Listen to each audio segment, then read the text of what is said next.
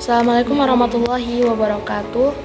Izin memperkenalkan diri, nama saya Yunida Nurlina dengan NPM 22130332103. Pada video kali ini, aku akan menjelaskan mengenai buku Marketing Politik Antara Pemahaman dan Realitas karya Firmansyah PhD.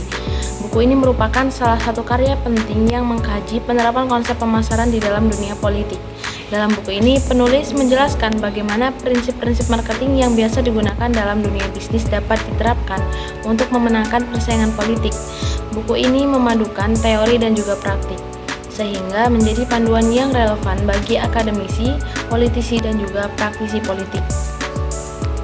Selanjutnya, di dalam buku ini, penulis menyoroti bahwasannya marketing politik bukan hanya tentang kampanye dan juga iklan, tetapi mencakup keseluruhan strategi untuk memahami dan memenuhi kebutuhan pemilih.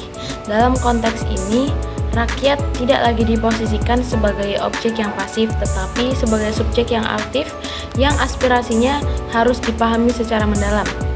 Partai politik atau kandidat harus mampu menawarkan produk politik yang sesuai dengan kebutuhan masyarakat, baik itu berupa program kerja, visi misi, atau kebijakan yang akan diimplementasikan nantinya. Kemudian, dalam buku ini, Firmansyah menjelaskan bahwa kegagalan memahami isu-isu utama yang relevan dengan masyarakat akan membuat partai atau kandidat kehilangan daya tarik di mata pemilih. Oleh karena itu, marketing politik harus berbasis pada data dan juga riset yang mendalam mengenai karakteristik, kebutuhan, dan preferensi masyarakat. Hal ini mencakup analisis segmentasi pemilih, perencanaan komunikasi politik, dan juga penentuan strategi positioning yang tepat. Buku ini juga mengulas secara detail berbagai elemen penting dalam marketing politik seperti segmentasi pasar politik, targeting, positioning, serta komunikasi politik, dan penulis memberikan penekanan bahwa pada pentingnya membangun kepercayaan publik melalui komunikasi yang konsisten dan otentik.